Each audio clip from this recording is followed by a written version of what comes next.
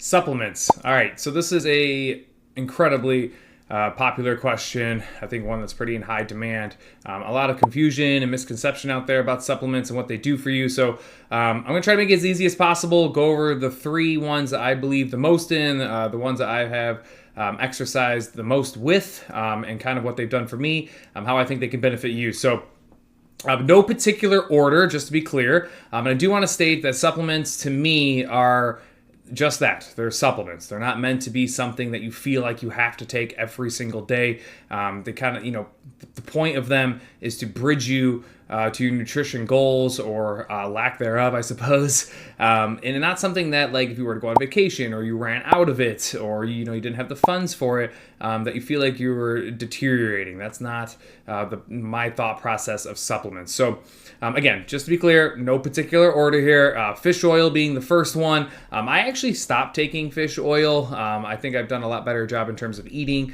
the appropriate omega-3 fatty acids. But this is a very popular one, especially as you age, joints start to hurt, maybe you have some level of arthritis kind of kicking in depending on your job or what you've done in your life. Again, fish oil is a good way to hit that, again, omega-3 fatty acids. And again, you'll see some maybe reduced inflammation. You'll have the ability to maybe wake up feeling more comfortable and maybe not necessarily as stiff. Maybe you're somebody, you start to feel like a cognitive benefit from it.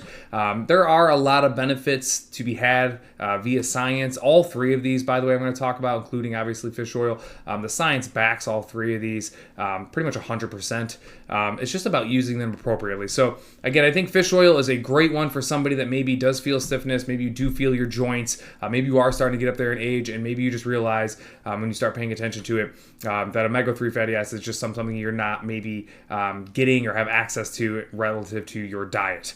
That being said, I am a big proponent of trying to figure this stuff out via the food you are consuming. All of these things can be attained via real organic food. And anybody that's talked to us about nutrition or plans on doing it in the future, one of the biggest things I stress is, like, we should be able to get this stuff, guys, from the meals that you're eating if we are eating appropriately. So just keep that in the back of your mind. I'm not telling you not to use them. I use them, again.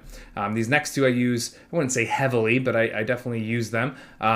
Protein powder is obviously a massive one. I think it's fantastic. I think you just need to make sure that you're using the appropriate protein powder. Again, whey isolate protein or hydrolyzed whey isolate protein is what you're trying to use here. Like, your goal when you get protein powder is to just get the most efficient and to the source available, which is whey isolate or hydrolyzed whey isolate protein. So what I mean by that is, when you guys take your protein or you're looking to buy protein, turn your jug around, look at the ingredients list, make sure the first thing you see is whey isolate protein or hydrolyzed whey isolate protein. You don't want any level of concentrate or dilution or milk concentrate, anything like that. Again, supplements don't have to go through the FDA. They only have to, they have kind of like a post-market, basically, is how it works. So supplements can be put on the shelf. They don't need to be approved through any regulatory system.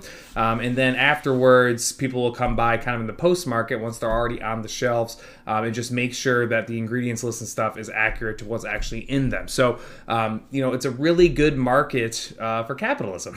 You can create stuff, dilute it, make it cheaper on your end, and then charge, out the wazoo for it. As a lot of you guys know, a lot of these supplements have gotten really expensive. So, make sure you're reading the ingredients list. Make sure you're not being taken advantage of. I'd love to help anybody that has questions. Obviously, just ask. I've helped a lot of you guys in the past. Just make sure, when you find protein, you're looking at the ingredients list. Whey isolate or hydrolyzed whey isolate is the first ingredient. Avoid any concentrates, any level of milk products.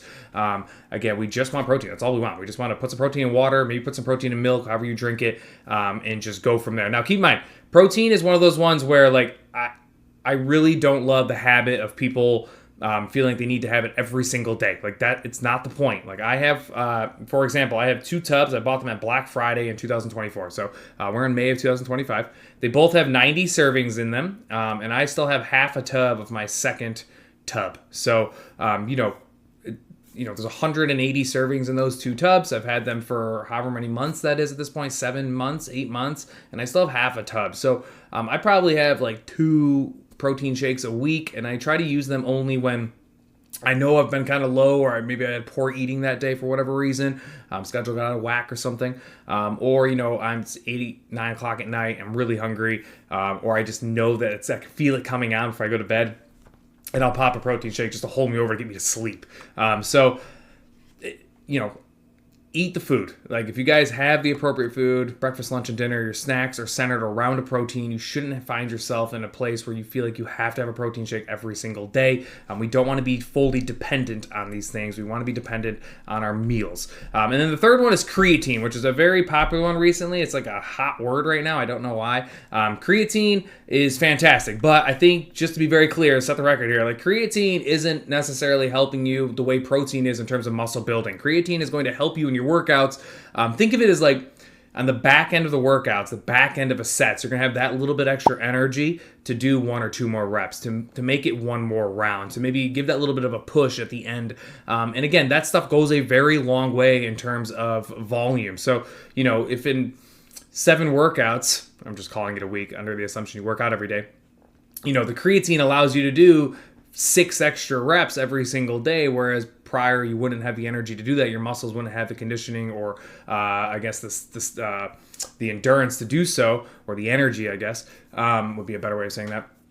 Well, over 7 days, that's 42 extra reps. Like, that's a lot. Like, so creatine, it feels very minimal. It's not something you're going to feel immediately, but it does start to add up. Now, the one thing with creatine you have to be aware of, and again, you can ask me in person for sure, is you have to have like a loading phase with creatine. I've had a lot of people recently tell me they're taking creatine.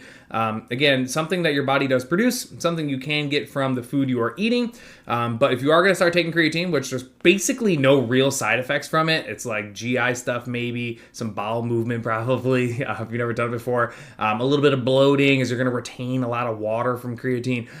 But if you don't load your body, in other words, saturate your body, then you're kind of wasting like your first couple weeks or month on creatine. So what I would do real quick is make sure that you take 7 days, load up somewhere between like 5 and 10 grams each of those 7 days. If you can get 10, great. Again, I would be very careful, ease your way into it at first, just in case those bowel movements come out of nowhere. But you want 7 days of a loading phase, and then once your body is fully saturated with the creatine, you can then back off and drop back down, depending on who you are, right? Like, a female that weighs 140 pounds is going to take, 5-7 grams of creatine, whereas me at 210 pounds, I'm going to take 10 grams of creatine a day. So just keep that in mind when you guys do it. Those are the 3 that I would recommend, in any capacity. Obviously, again, just like I started the video, I want to end it. Like, these are meant to be supplements. They're meant to bridge you because, your food that day didn't get you to where you want to be. Fish oil is a little bit different, but the other 2 I feel pretty strongly on, especially the protein powder.